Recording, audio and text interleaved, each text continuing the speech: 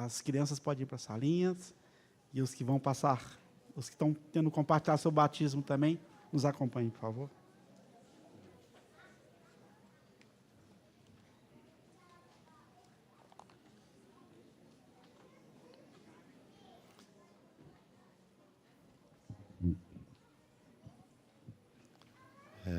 Paz do Senhor, irmãos. Nessa manhã eu gostaria de meditar com os irmãos sobre o ímpio, sobre o santo e justo, sobre o justificador e o justificado. É algo que os irmãos já conhecem, mas eu gostaria de repassar esse assunto, porque é muito importante que nós tenhamos compreensão das Sagradas Escrituras. E tem um texto na Bíblia que ele fala que a palavra que ouviram não lhes aproveitou, visto não terem sido envolvida com fé. Irmãos, conhecer a palavra é muito bom, mas ter revelação da palavra é muito melhor. Nós precisamos conhecer a palavra, mas também pedimos clamar ao Senhor para que nos dê revelação. Se nós não tivermos revelação, irmãos, nós flutuamos, a gente não entra na palavra. E quando a gente entra na palavra, a gente desfruta do Senhor porque aquilo se torna vivo. A gente apropria daquilo com vivacidade, sabe? Não é algo simplesmente de ouvir falar, é algo de eu conhecer o meu Deus. Então nós precisamos conhecer, porque senão a gente não entende bem o que está acontecendo, e se a gente não conhece, a gente até faz errado. Então nós temos que conhecer. Primeira coisa que eu gostaria de olhar com os irmãos aqui nessa manhã porque não dá para eu falar que nós precisamos de um Deus justo, de um justificador, se eu não souber que eu não sou justo. Então eu tenho que conhecer quem eu sou. Porque senão eu não preciso. Vai pregar o evangelho para uma pessoa, ele fala assim, não, mas eu não faço essas coisas erradas, eu não adultero, eu não mato, eu não roubo, eu não faço isso, não faço aquilo. Ele acha que tudo isso, somente quem está nessa condição é que precisa de Jesus. E não é. É muito mais sério. Então nós temos que conhecer quem somos, para a gente ter ojeriza de nós. A gente ter nojo. A gente ter medo das nossas atitudes. E nós precisamos conhecer o Senhor, para a gente saber que não tem outro Salvador a não ser Ele. Que não tem para onde ir, se não for para os braços do Senhor. Porque senão, irmãos, nós ficamos... Os irmãos conhecem a palavra xoxo? Xoxo, sem graça. Como diz a Bíblia, insípido. Porque a gente não se apropria da verdade. Um dos filhos daquele pai, o pródigo, foi para o mundo. O outro ficou dentro de casa. Mas ele era insípido. Ele não tinha prazer no pai. Ele não queria ter comunhão com o pai. Então ele estava longe também. Ele precisava, tanto quanto o pródigo, de voltar ao pai. E muitas vezes, nós achamos que quem está numa condição de muita afronta diante da sociedade, esse precisa de Deus. Mas eu não faço problema nenhum. Eu não preciso.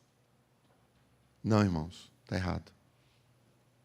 Nós precisamos do Senhor. Me ajuda nos textos. Está em Isaías, capítulo 57, versículo 15. Diz assim, Isaías 57, 15. Porque assim diz o alto e o sublime, Então aqui os irmãos já identificaram, nós estamos falando do Senhor. Ele falando dele, ele se revelando a nós. Porque assim diz o alto e o sublime. Só uma parte, tá? Nós vamos colocar o texto aqui, mas eu queria que os irmãos abrissem as Bíblias e riscassem nela. Risca a sua Bíblia, marca a sua Bíblia, escreva no cantinho da sua Bíblia. Sua Bíblia é a sua ferramenta.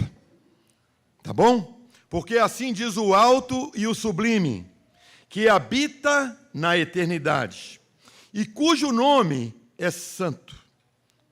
E ele diz: num alto e santo lugar habito, como também com o contrito e abatido de espírito, para vivificar o espírito dos abatidos, e para vivificar o coração dos contritos. Esse é o nosso Deus. Ainda em Isaías, capítulo 6, versículo 1, diz o seguinte. Olha o profeta falando. No ano em que morreu o rei Uzias, eu vi também ao Senhor assentado sobre um alto e sublime trono. Ele viu, e ele vai descrever então o que ele viu. E a cauda do seu manto enchia o templo. Serafins estava por cima dele. Cada um tinha 6 asas, com 2 cobriu os seus rostos, com 2 cobriu os seus pés, com 2 voavam. Ele está falando que naquele ano ele viu o Senhor assentado no trono. E ele está fazendo uma descrição do trono. Então ele está mostrando primeiro aqui um desses seres, os serafins, que tem 6 asas. 2 era para cobrir o rosto. 2 era para cobrir os pés. E 2 era para estar ali voando diante do Senhor. E clamavam uns aos outros, dizendo: Santo, Santo, Santo é o Senhor dos exércitos. Toda a terra está cheia da sua glória. Esses seres não cansavam de dizer: Santo, Santo, Santo é o Senhor. Sua glória enche toda a terra. E ele repetia: Santo. Sabe, irmãos, somente estando diante do Senhor e sendo impulsionado pela vida de Deus, é que essas coisas podem fazer sentido. Isso aqui não é palavra vã, nem é repetição. Mas é o que está impulsionando, eles não têm mais o que falar diante daquela cena. E os umbrais das portas se moveram à voz do que clamava, e a casa se encheu de fumaça. Isaías está ali como testemunha, vendo essas coisas acontecer. E aí ele diz: então disse eu: ai de mim, pois estou perdido, porque sou um homem de lábios impuros, e habito no meio de um povo de impuros lábios. Os meus olhos viram o Rei, o Senhor dos exércitos. A continuação do texto mostra que ele temeu pela sua vida. Então o Senhor manda que um anjo venha e lhe toque na língua com uma brasa tirada do altar, para que o seu pecado fosse perdoado, para que ele não morresse. Esse é o nosso Deus. Em Tiago, capítulo 1, versículo 17, diz o seguinte: toda boa dádiva e todo dom perfeito vem do alto, descendo do Pai das luzes, em quem não há mudança nem sombra de variação. Aquilo que é puro e perfeito, ele só tem de um lugar para jorrar, é do trono de Deus. Nada diferente pode sair desse trono. Aquilo que Deus é, ele se dá a conhecer. Aquilo que Deus é, ele se dá a conhecer. Ele se manifesta. Então, irmãos, nesse Deus, não há sombra nem há variação. Ele é. Por isso que você e eu, nós podemos estar descansados na redenção que obtivemos por meio de Jesus Cristo, porque Ele não muda. O que Ele fez, Ele não vai revogar. Irmãos, esse é nosso Deus. São poucos textos, eu não quero ler mais, por causa o tempo não é muito. Mas é só para os irmãos terem uma compreensão que esse Deus, Ele é puro e santo.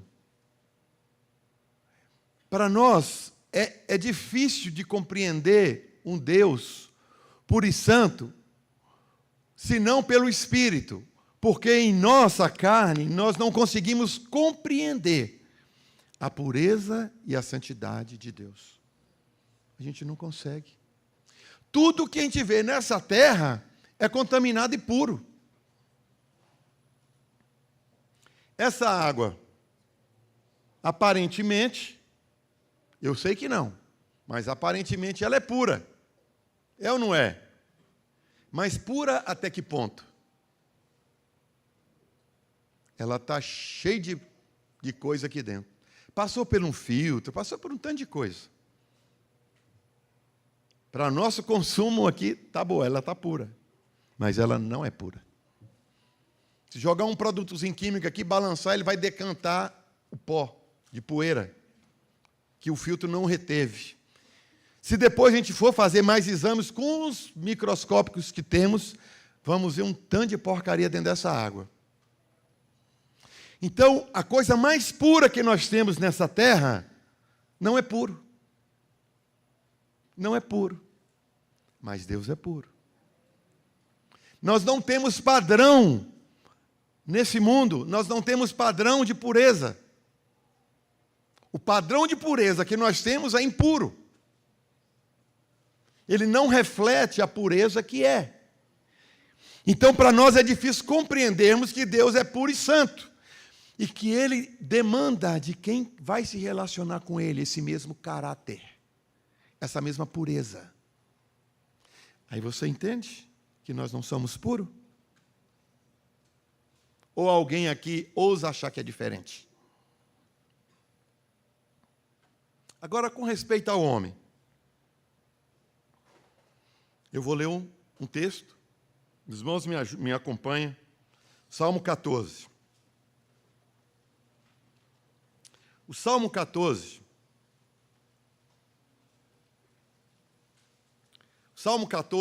ele tem uma peculiaridade.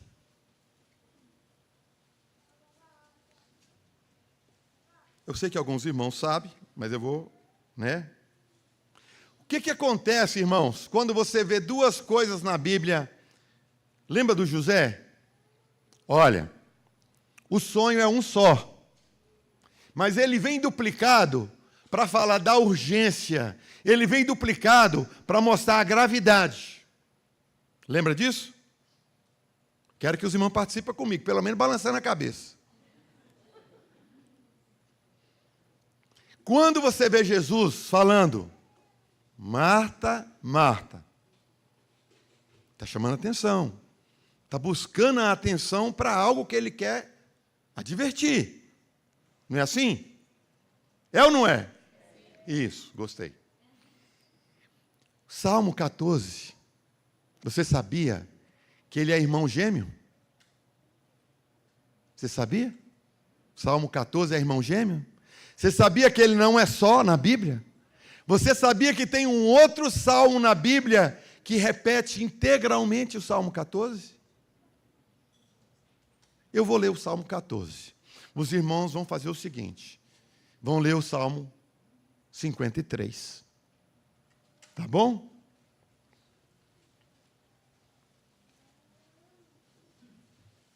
Ao mestre de canto, Salmo de Davi.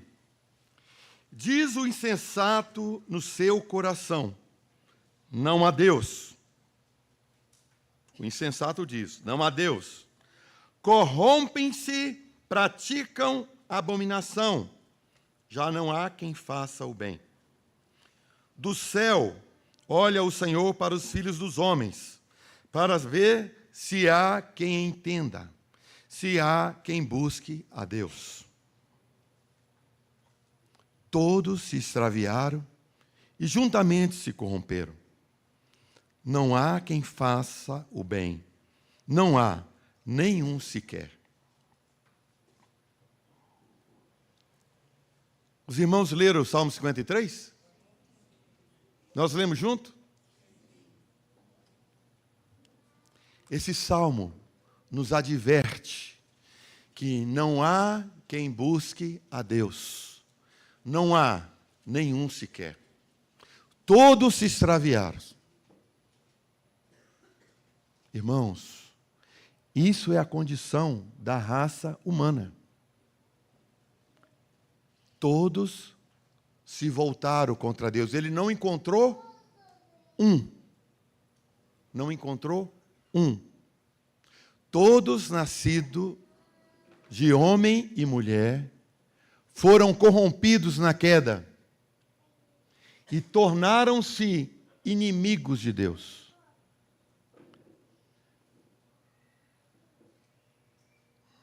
Vamos continuar.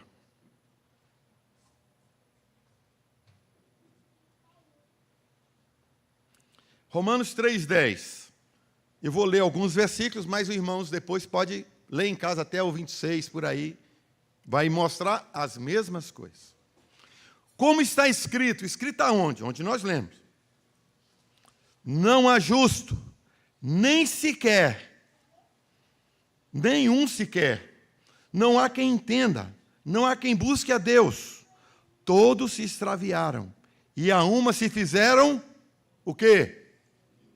Inúteis. Não serve para nada. Não há quem faça o bem, não há nenhum sequer. Não há quem faça o bem, nenhum sequer.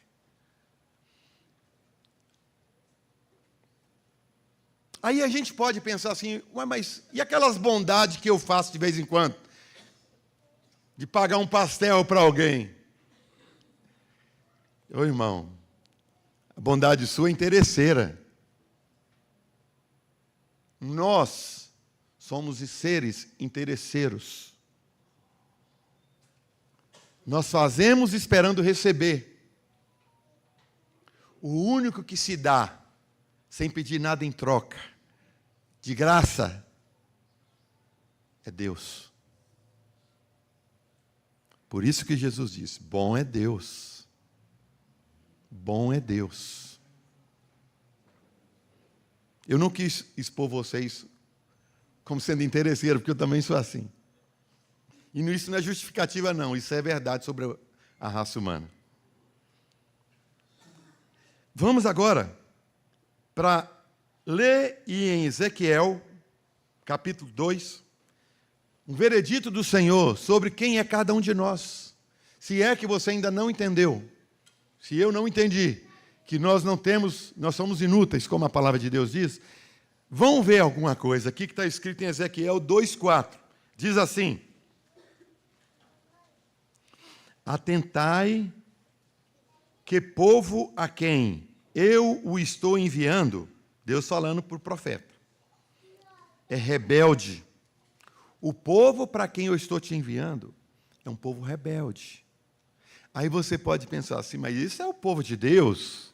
Isso é o judeu? Tá bom. Atentai que o povo a quem eu estou enviando é rebelde.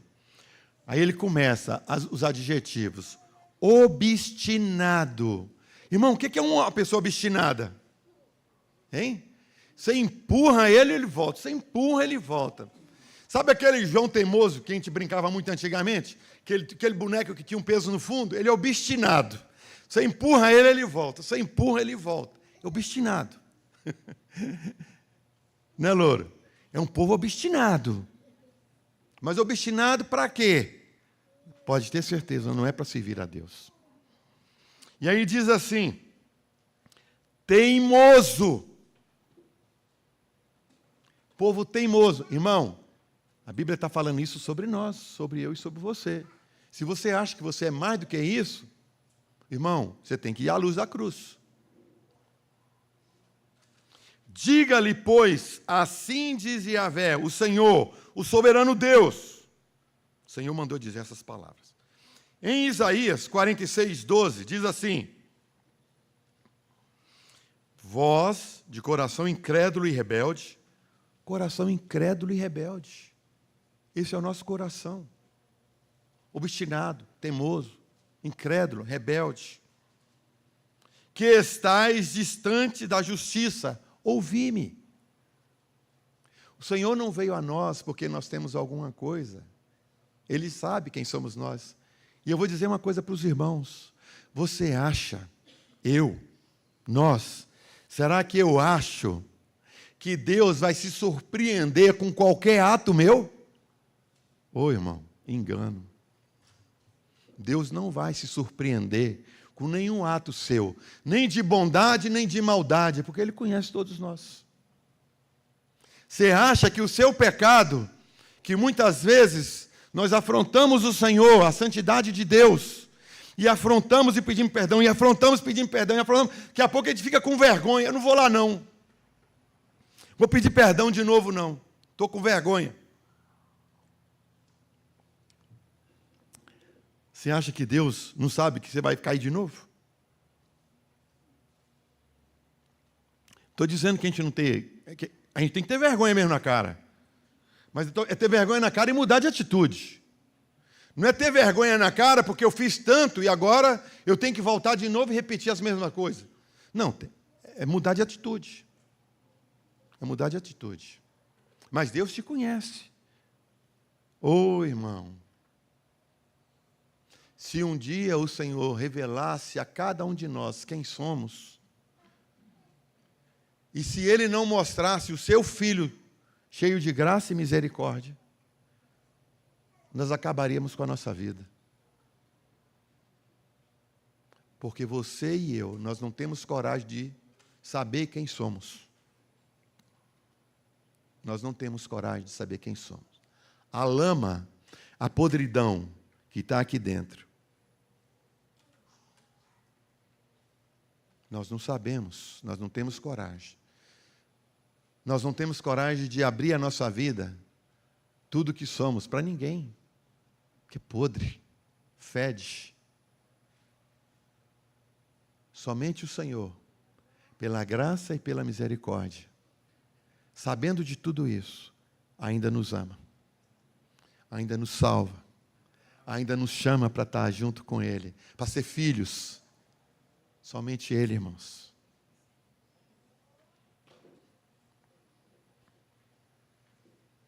Êxodo 32, versículo 9. Nós estamos em Isaías, né? Vamos continuar nele primeiro, depois a gente vai para Êxodo. Isaías 30, versículo 9. Diz assim: esse povo é rebelde. São filhos mentirosos. Filhos que não querem saber da instrução do Senhor.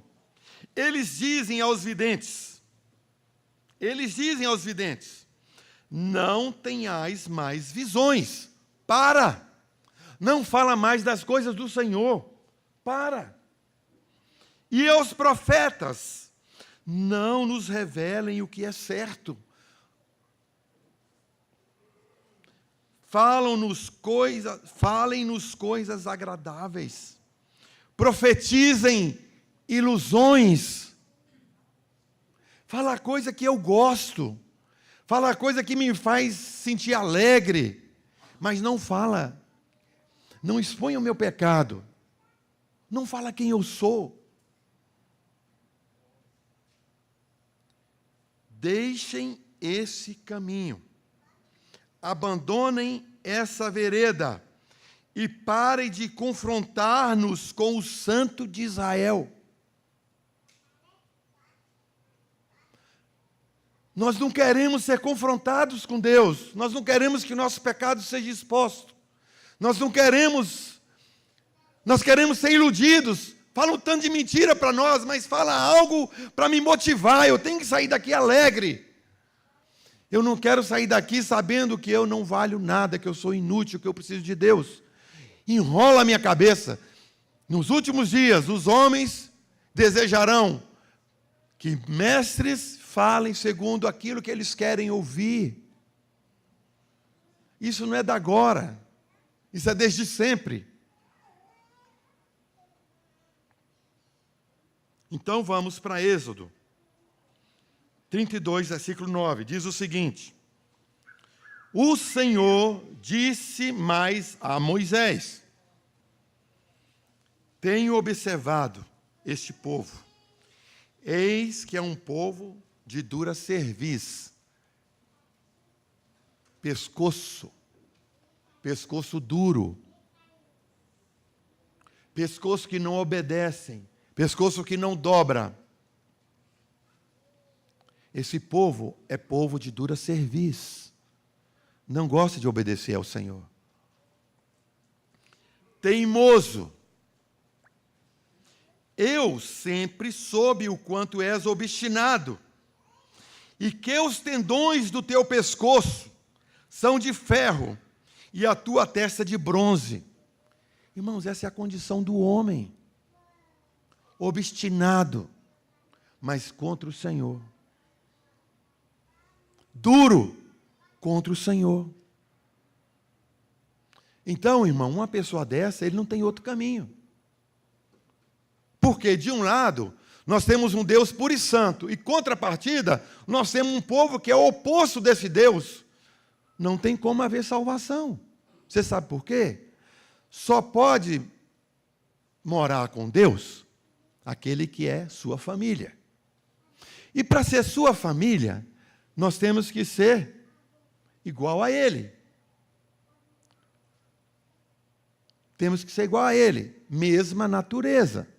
Mas a nossa natureza, ela é extremamente oposta. Extremamente oposta. Deus, puro e santo, o homem, terrivelmente pecador e obstinado contra Deus. Como que junta essas duas coisas?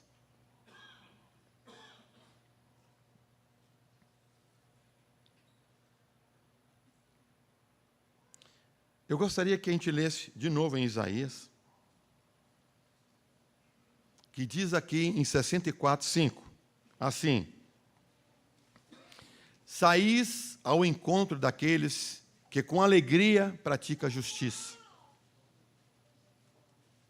Desculpa, li errado. Saís, porque ele está falando primeiro do Senhor, depois dos homens.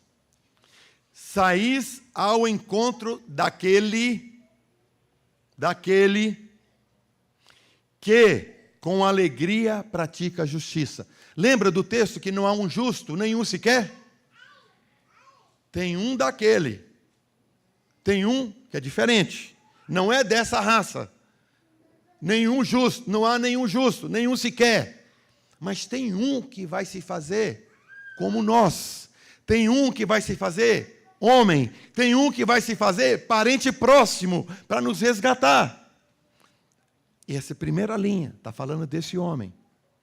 Depois ele vai falar daqueles. O primeiro é daquele, o segundo é daqueles. Daqueles que se lembram de ti nos teus caminhos. Eis que tiraste, porque pecamos. Por muito tempo temos pecado. E havemos de ser salvos? Irmão, você está entendendo? A pergunta é verdadeira. Nós temos pecado. Tem como a gente ser salvo? Aí ele diz assim: mas todos nós somos como o imundo, e todas as nossas justiças, o nosso melhor, como um trapo de imundície. Então, se o nosso melhor é trapo de imundície, o restante é abaixo. É pior do que trapo de imundície, ou é tudo imundície. A justiça e a injustiça nossa estão no mesmo pacote. Ela não serve para nada, nem para agravar a pena, nem para atenuar, nem para me justificar, nem para me condenar, porque eu sou vendido ao pecado.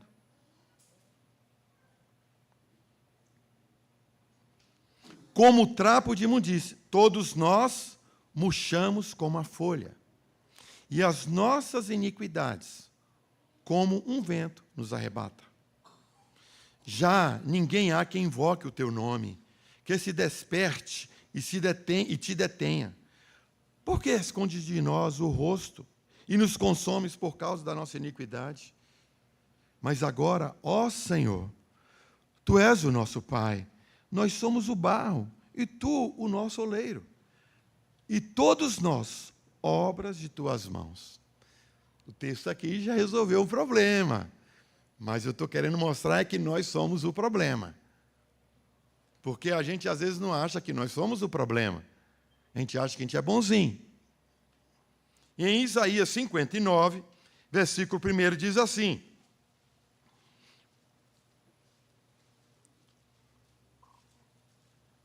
Eis que a mão do Senhor não está encolhida para que não possa salvar, nem surdo o seu ouvido para não poder ouvir. Mas olha onde está o problema. Mas as vossas iniquidades fazem separação entre vós e o vosso Deus. Entendeu? O ouvido do Senhor não está tampado para que Ele não possa ouvir. O braço dele não está recolhido para que Ele não possa salvar. Não, o problema não é Ele. O problema não é Ele. O problema é nós. O problema é nós. Mas as vossas iniquidades é quem fazem separação entre vós e o vosso Deus. É ela. O problema não está da parte de Deus, o problema está na parte de nós. E aí ele diz: e os vossos pecados encobre o seu rosto de vós, para que vos não ouça. É o nosso pecado que impede qualquer comunicação, qualquer comunhão com Deus. Não é que Deus não é bom, que Deus não quer ouvir, que Deus não quer salvar. O problema não é da parte de Deus, o problema é nosso. Porque as vossas mãos estão contaminadas de sangue, e os vossos dedos de iniquidades. Os vossos lábios falam mentira, e a vossa língua profere maldade. Esses somos nós. O problema não é de Deus, o problema é nosso. Aí eu te pergunto, tem como resolver um problema desse? A olhos terrenos? Tem como tirar um homem dessa condição para ser amigo de Deus? Tem, irmão? Não tem. Aleluia. Se não é pelo Senhor. Eu estava comentando com Marta essa semana, ela falando de um menino, que ele fica justificando o pecado dele, que ele foi abusado. Irmão, tem nenhum pecado que justifique o pecado. Não existe nenhum pecado que justifique o pecado. Num processo que eu estava cuidando, o sujeito, a outra parte, fazendo coisa errada o tempo todo. E aí ele alegou o erro para beneficiar ele. Ah, mas eu sou um coitado. O juiz escreveu assim: você não pode alegar torpeza para se justificar. E nós alegamos torpeza para nos justificar.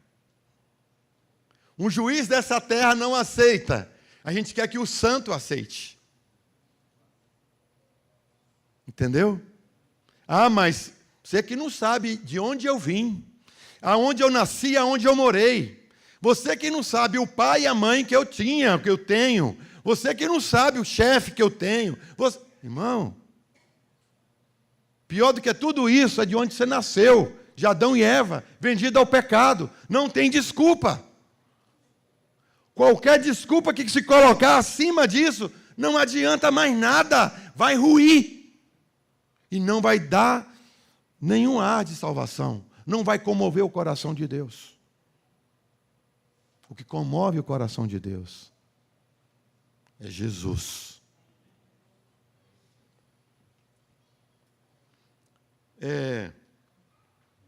Dicionário de Oxford. Eu estou querendo dizer aqui que é o melhor que tenta justificar, falar alguma coisa, conceituar alguma coisa. Com respeito à justiça, olha o que ele diz. É a qualidade do que está em conformidade com o que é direito. É a qualidade do que está em conformidade com o que é direito. Maneira de perceber, avaliar o que é direito justo. É isso que nós entendemos por justiça, né? Na terra. É aquilo que parece, se medindo com o que é direito, ele se encaixa. Agora, o dicionário bíblico de Almeida, ele diz assim: é o atributo pelo qual, ao tratar com as pessoas, Deus age de acordo com as normas e exigências da perfeição da sua própria natureza. Justiça, segundo Deus, é medir tudo aquilo nele. Encaixou, para Deus é a justiça. No mundo, você pega tudo e tenta enquadrar naquilo que é o mais perfeito da terra. É a justiça. Mas nós estamos falando de justiça terrena e justiça celestial. São dois padrões. Quando a gente pega a Bíblia e vai nos termos, nos textos originais, a gente é ajudado por um material chamado Strong. Esse material, ele é uma numeração. Aquela palavra apareceu, recebe o número. A palavra seguinte recebe outro número. E aí ele tenta trazer o significado no original daquelas coisas. Então, quando a gente pega a palavra justiça, na Bíblia, no Velho Testamento, no Novo Testamento, hebraico e grego, ele vai dar para nós alguns conceitos do que seria justiça. Porque quando você abre a sua Bíblia, lá aparece justiça, justiça, justiça. E muitas vezes, as três palavras justiça não quer dizer a mesma coisa. Um está falando de puro, o outro está falando segundo o padrão humano, outro segundo o padrão de Deus. Entendeu? Viste meu servo Jó? Homem justo. Mas que justo é esse? Que justo é esse? Claro que você sabe que não é justo segundo o padrão de Deus. É justo segundo o padrão da terra. Porque se fosse o padrão de Deus, ele já seria salvo. Então não é esse o caso. Na terra, no padrão da terra, o Jó é justo. Nunca deixei uma viúva sair sem levar o seu bocado. Nunca despedi um pobre ou necessitado sem ser ajudado. Falando dessa justiça. Então, eu não vou ler essas coisas aqui, não. Só para os irmãos saberem que é assim. Você tem vários padrões de justiça na Bíblia. Tá bom? Aí, irmãos, preste atenção aqui.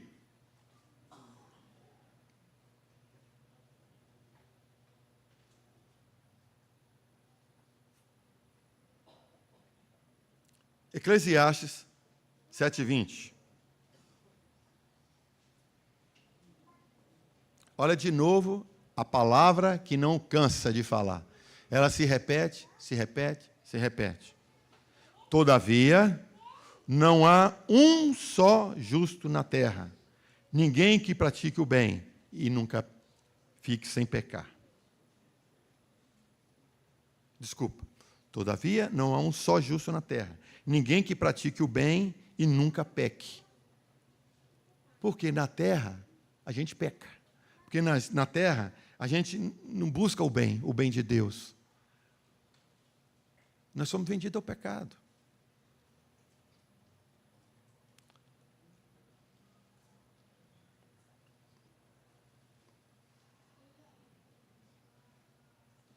Em Gálatas, capítulo 4,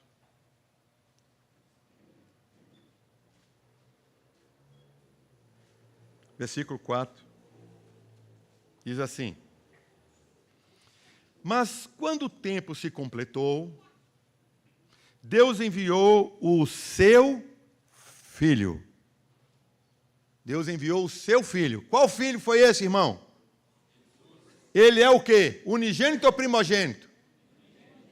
Aquele é unigênito. Ele é unigênito. Mandou o seu filho, nascido de mulher, sob a lei, debaixo da lei, para redimir o que estava sob a lei. Irmãos, presta atenção. O homem caiu, transgrediu, desobedeceu. E eu vou repetir mais uma vez. E eu acho que vale a pena. Qual foi o pecado de Adão e Eva? Desobediência. Tem gente que está achando que é maçã. Irmão, come maçã à vontade. Come maçã à vontade, irmão. A árvore da vida, que a Bíblia fala, é uma videira. É uma videira. Tem nada a ver com maçã, tem nada a ver. É desobediência. Foram contra o Senhor. É o que nós fazemos. Natureza obstinada ao pecado. Somos contra o Senhor. Para redimir os que estavam sob a lei. Jesus veio como? Irmãos, presta atenção nas palavras, que são importantes. Olha aqui. Quer ver? Versículo 4, final. Mas quando o tempo se completou, Deus enviou o seu filho, Jesus, nascido de mulher. Para quê que ele foi nascido de mulher? Porque você é nascido de quê? De mulher. Igual eu, igual todo mundo, nascido de mulher e homem. Temos a característica de humano. Somos homens. Nós estávamos, por causa do pecado, sob a lei, debaixo da lei. E o que a lei falava que a gente não cumpria cumprir? É que nós íamos todo mundo para o inferno. Não era isso? Os irmãos concordam? Texto bíblico. Aí fala assim, que ele veio sob a lei, nascido de mulher, sob a lei, para redimir o que estava sob a lei. Ele veio sob a lei, ele se submeteu à lei, para quê? Para pegar todo mundo que estava debaixo da lei. E em cima da lei não tinha ninguém, só ele. Só ele estava sob a lei. Sobre a lei. Mas ele veio por debaixo. Como nós estávamos. Nós estávamos caídos. E ele se abaixou para nos pegar. Para nos alcançar. Você está brincando com a criança, pequenininha. Você desce no nível dela, não é? Para brincar com ela. Jesus desceu, não porque ele tinha pecado. Ele desceu para nos alcançar. E aquilo que nós não tínhamos condição de fazer, ele falou, eu vou fazer sem pecado, para redimir a vocês do pecado. Vocês não têm condição de passar pela justiça de Deus e sair inteiro do outro lado. Vocês vão ser consumidos, vai virar cinza. Acabou. É holocausto. Mas Jesus não. Esse é o diferencial. Jesus vem, sob a lei, passa pela cruz, ele morre. Ele podia morrer? Jesus podia morrer na condição dele, irmãos? Não. Por que ele não podia? Porque o salário do pecado é a morte. Se ele não tem pecado, não tem como a morte alcançar. Mas por que ele passou pela morte? Para nos alcançar, para nos pegar, para nos redimir, para nos tirar da condenação eterna. Por quê?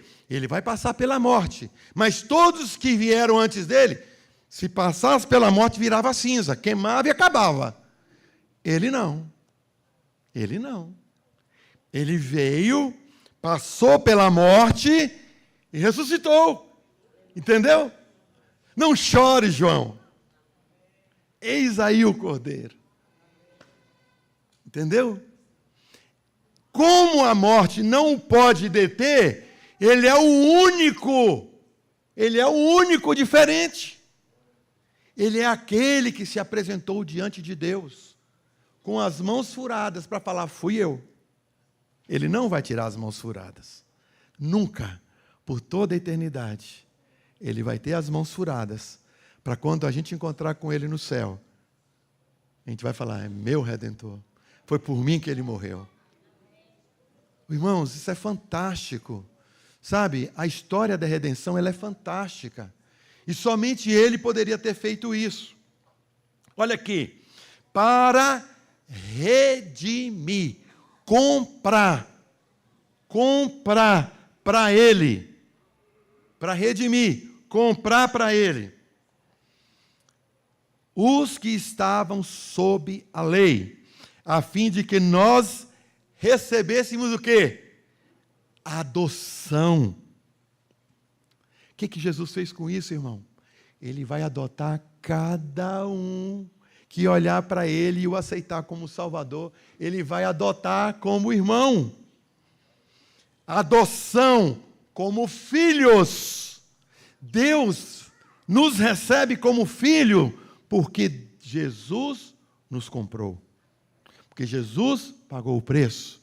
Nós agora somos feitos filhos de Deus. Porque um preço foi pago. Portanto, tu não és mais servo. Não, pulei aqui. Versículo 6. E como sois filhos de Deus, e como sois filhos, Deus enviou aos vossos corações o Espírito do seu Filho. Você está entendendo aqui? O Paulo está sendo didático ao extremo. Olha aqui. Jesus veio sob a lei, pagou o preço, nos comprou. Quando Jesus nos comprou, nós somos feitos o quê? Filhos de Deus. Está certo? Minha garganta não me ajuda. Nós somos feitos filhos de Deus. Aí ele diz, versículo 6, e como sois filhos, porque fomos comprados, e como sois filhos, Deus então enviou aos vossos corações o Espírito de seu Filho. Entendeu? Eu não era nada, agora eu sou da família. Então, se eu sou da família, eu tenho que ter a mesma coisa que a família tem. E o que o Pai, o Filho e o Espírito Santo têm? O Espírito de Deus. É o mesmo Espírito. Então, o que ele está fazendo com a gente quando ele nos recebe como filho? Colocando o mesmo Espírito dele em nós. Então, isso agora nos faz ser filhos. O Espírito que está em Deus é o mesmo que está em mim, em vocês. E isso fala para nós. Abba, Pai, sou filho de Deus. Eu posso me dirigir a Ele como filho. E Ele vai me receber como filho. Porque agora nós temos o mesmo Espírito. Você está vendo aí, ó? Recebesse em vosso coração o Espírito do seu Filho, que clama, Abba, Pai. Portanto, tu já não és mais servo, mas sim filho. E se és filho, também és herdeiro de Deus, por meio de Cristo. Irmão, você está entendendo que Deus fez algo que ninguém imaginava? Irmãos, é o seguinte, Deus, o puro santo, que habita na eternidade. Esse Deus, Ele veio, deixou sua majestade no céu, e veio a esse mundo se limitando como um ser humano. O Deus que criou tudo com a palavra do seu poder, Ele se limitou a um ser humano, a um bebezinho, a um casal, a José e a Maria. Nasceu, aprendeu tudo como uma criança. Ele aprendeu a andar, aprendeu tudo, a comer as coisas, tudo, aprendeu igual, mas sem pecado. E quando ele cresce, e quando ele se desenvolve, ele obedece ao Pai em tudo, sem pecado. E aí, ele vai para a cruz, sem pecado. E ele morre na cruz, sem pecado. E porque ele não tem pecado, a morte não pode o deter. Ele despoja principados e potestades que tomaram o poder no dia que Adão e Eva caíram. Jesus toma tudo de volta e sobe e se apresenta a Deus. Entendeu?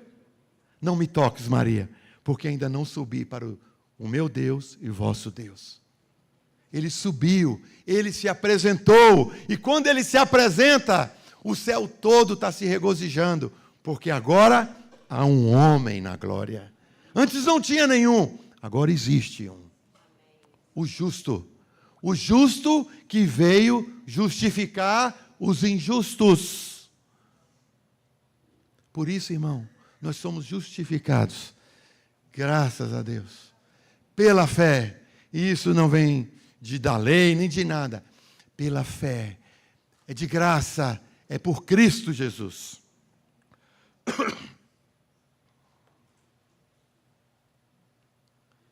Diz assim, 1 João 3,7. Esse é um dos versículos, diz assim: filhinhos, não deixem que ninguém os engane. Aquele que pratica a justiça, essa justiça que ele está falando, aquele que pratica a justiça aqui, é a justiça igual ao que é justo. É a justiça que é igual a Deus.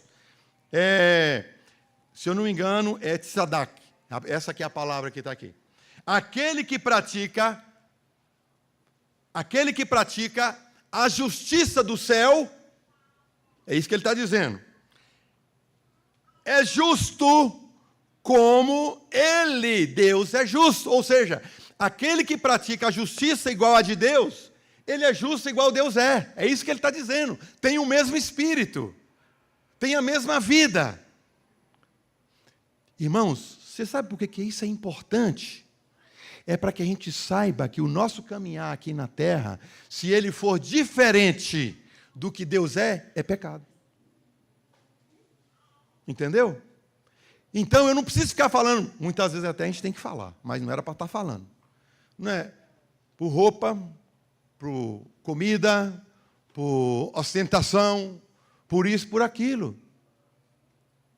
Porque a nossa justiça tem que ser como a justiça dele.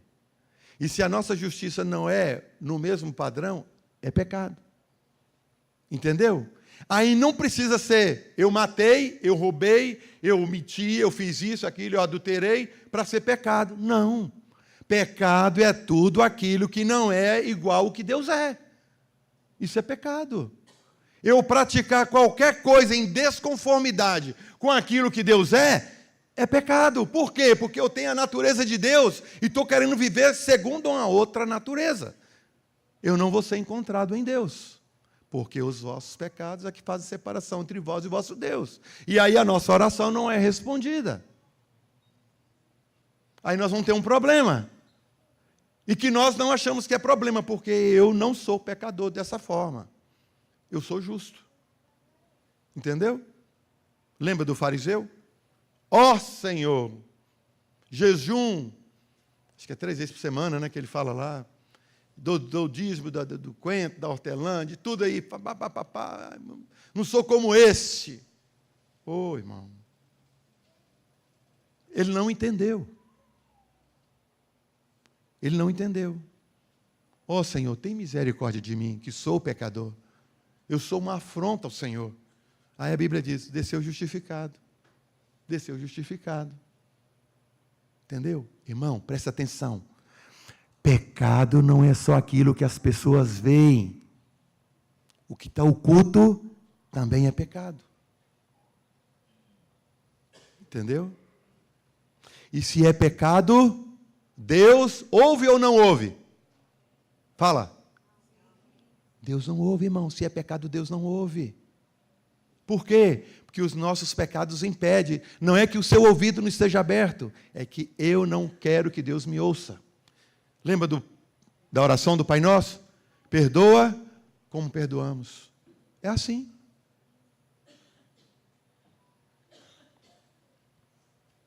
Hebreus 2, a partir do versículo 9. Vemos, todavia, aquele que por um tempo, que por um pouco, tendo sido feito melhor do que os anjos, olha aqui, Vemos, todavia, aquele, falando de Jesus, que por um pouco, 33 anos e meio, tendo sido feito menor do que os anjos, porque estava sujeito, ele morreu, né? Por isso, menor do que os anjos por causa disso, que o anjo não morre. Jesus, por causa do sofrimento da morte, foi coroado de glória e de honra, para que, pela graça de Deus, provasse a morte por todo homem. Porque convinha que aquele, por cuja causa e por quem todas as coisas existem, Jesus, conduzindo muitos filhos à glória, aperfeiçoasse, por meio de sofrimentos, o autor da salvação deles. Jesus foi aperfeiçoado por sofrimentos. Filipenses fala isso. E nós temos medo do sofrimento, porque dói. Mas o sofrimento, irmão, não é maldição, não. Se ele vem da parte de Deus para nos levar a Deus, ele é bênção. Os discípulos saíram alegres da cadeia, contando para os outros irmãos que, opa, nós tivemos o privilégio de ser presos por causa de Jesus, e bateram na gente, e eles não foram buscar direitos. Eles se alegraram. Tende por gozo passares por várias provações. A mesma tribulação também está acontecendo com vossos irmãos na face da terra. Isso se chama disciplina. E nós temos que passar pelas disciplinas e ser aprovado. Mas hoje nós temos medo. Por que muitos irmãos têm medo de passar pela grande tribulação? Estou dizendo que não vão passar, embora acredito. Sabe por quê? Muitos irmãos têm medo de sofrer. Ah, não, mas vai ter tribulação, vai ter sofrimento. Irmão, fica tranquilo. O que você passa hoje como filho de Deus? Se não for sofrimento, você está andando errado. O crente já sofre hoje, o crente já é perseguido hoje. Fala no seu serviço, conta para todo mundo, com todas as letras, que você é crente, que você é filho de Deus, que você crê nisso, nisso e nisso e nisso. Esse te tira da empresa, te joga fora. Você não serve. O mundo não gosta da gente. Tem gente que acha que o mundo gosta. Irmão, o mundo não gosta. Sabe por quê? O mundo jaz no maligno. O maligno é o diabo é contra Cristo. Ele é anticristo. Então ele vai gostar de alguém que gosta de Cristo. Jesus falou, ele não gostou de mim. O que você acha que eles vão fazer com você? Não, Senhor, não pode fazer isso comigo, não. Tira esse sofrimento. Mas eu passei pela cruz. Não, cruz eu não quero, não. Mas não existe salvação assim, tem que ter a cruz. Não, a cruz eu não quero, não. Irmão, nós temos que aprender com Cristo, ser conformado com Ele na sua morte. E aquilo que o Senhor manda sobre nós temos que aprender a receber como do Senhor. Paulo diz, se você está sofrendo porque roubou, está certo. Você tem que sofrer mesmo para aprender a não roubar. Porque essa não é a sua natureza, não é a natureza que você recebeu de Deus. Mas se você está sofrendo por ser filho de Deus, agradeça, louve a Deus por isso, porque foi te dado a condição de sofrer como seu mestre. Parando, tá? E agora já finalizando mesmo. Versículo 10. De Hebreus 2. Porque convinha que aquele, por cuja causa e por quem todas as coisas existem, conduzindo muitas filhas à glória, aperfeiçoasse por meio do sofrimento o autor da salvação deles. Pois tanto o que santifica, Jesus, como os que são santificados, todos nós, todos vêm de um só. Por isso é que ele não se envergonha de lhes chamar irmãos. Então somos filhos de Deus também, agora por adoção, irmãos. Dizendo, a meus irmãos declararei o teu nome, cantar-te-ei louvores no meio da congregação. E outra vez, eu porei nele a minha confiança. E ainda, eis, aqui estou eu e os filhos que Deus me deu. Visto, pois, presta atenção, que os filhos têm participação comum de carne e sangue. Você está entendendo? Jesus participou de carne... Fala, irmão.